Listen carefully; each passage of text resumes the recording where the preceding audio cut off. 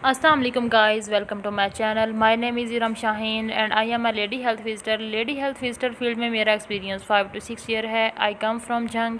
अब मैं आपके शहर सफदराबाद ज़िला शेखपुरा में इब्राहिम मैटरनिटी होम पे काम करती हूँ एज LHV। हामला औरतों का मुकम्मल चेकअप, माहवारी के तमाम मसाइल, बांझपन, नॉर्मल डिलीवरी, छोटा ऑपरेशन, पेशाब का इन्फेक्शन, इस तरह के तमाम मसाइल के हल के लिए आप हमारी रहनुमाई हासिल कर सकती हैं। Clinic timing is Saturday Sunday 2 PM to 5 PM। Appointment लेने के लिए नीचे दिए गए नंबर्स पर रब्ता करें। बहुत शुक्रिया। तो चलते हैं अपने टॉपिक की तरफ। आज का हमारा टॉपिक है सेकंड स्टेज ऑफ लेबर।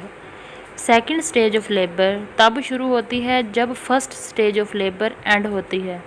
आपको मैंने पिछली वीडियो में बताया था कि फ़र्स्ट स्टेज ऑफ लेबर जो है वो कब शुरू होती है, जब जो है onset of true labour pains होती है और एंड होता है with full dilation of cervix.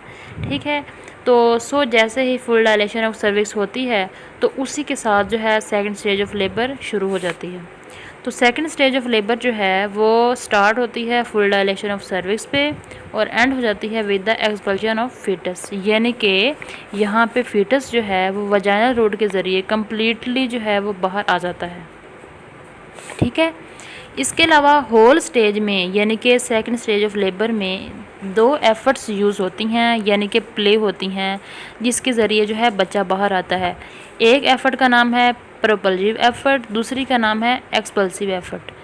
Propulsive effort में देखते हैं कि क्या होता है। इसमें ये होता है कि यूट्राइन कॉन्ट्रैक्शन और रिट्रैक्शन के साथ जो प्रेजेंटिंग पार्ट है वो पेल्विक फ्लोर को टच करता है और उसके साथ जो है वो बच्चा जो है वो डिसेंट डाउन होना शुरू हो जाता है, यानी कि बच्चा जो है वो नीचे उतरना शुरू हो जाता है।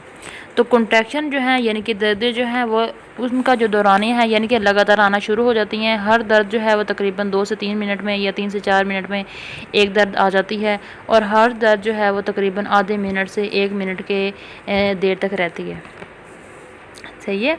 इसके अलावा सेकंड स्टेज ऑफ लेबर जो है इसके अंदर यूट्राइन कॉन्ट्रैक्शन की जो फ्रीक्वेंसी होती है वो भी लगातार बढ़ना शुरू हो जाती है और इसके अलावा जो है दर्दें जो हैं उनका ड्यूरेशन जो है दौरानिया जो है वो लगातार बढ़ता जाएगा। यानी कि माँ को जो है उसको दर्दें लगातार आनी शुरू हो जाएंगी, दर्द जो है उसको पेनफुल दर्द होगी। इसके अलावा हम देखते हैं कि सेकंड स्टेज ऑफ लेबर में फीटल मेम्ब्रेन्स का क्या स्टेटस है। आमतौर पर यह होता है कि जब तक डायलेशन ऑफ सर्विक्स ना हो यानी कि फुल डायलेशन ऑफ सर्विक्स जब तक ना हो तब तक मेम्ब्रेन्स जो हैं वो इंटैक्ट ही रहती हैं। मतलब ये कि पानी वाली थैली लीक नहीं होती। ठीक है, लेकिन जैसे ही फुल डायलेशन ऑफ सर्विक्स होती है यानी कि बच्चेदानी का मुंह जैसे ही पूरा खुलता है उसी के साथ जो है मेम्ब्रेन्स जो हैं वो खुद ही स्पॉन्टेनियसली ऑटोमेटिकली रप्चर हो जाती हैं।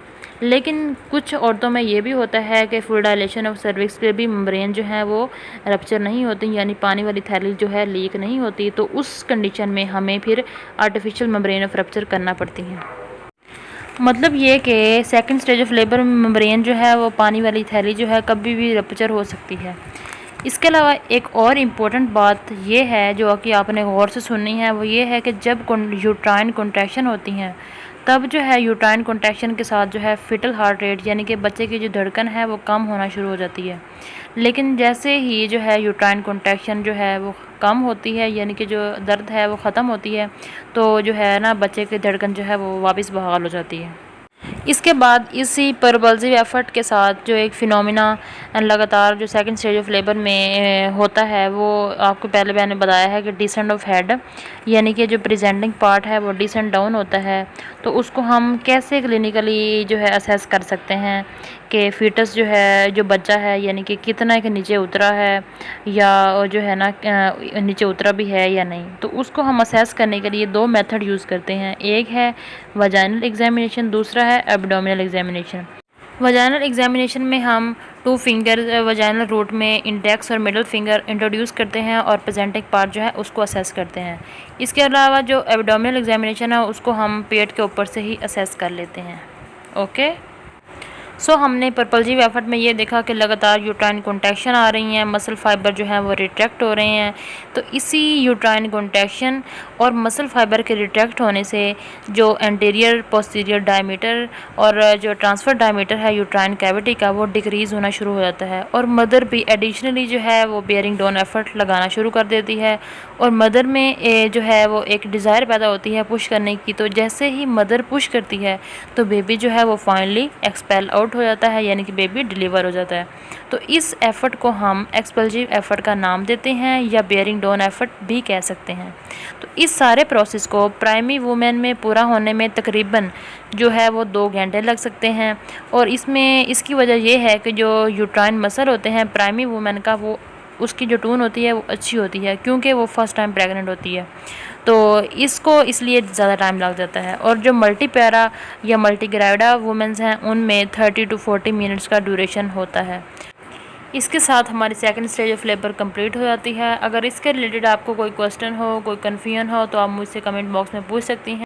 वीडियो अच्छी लगी हो तो लाइक कर देना, फ्रेंड्स में शेयर करें और चैनल को सब्सक्राइब करें। और मिलते हैं नेक्स्ट वीडियो में, तब तक के लिए अल्लाह हाफिज़।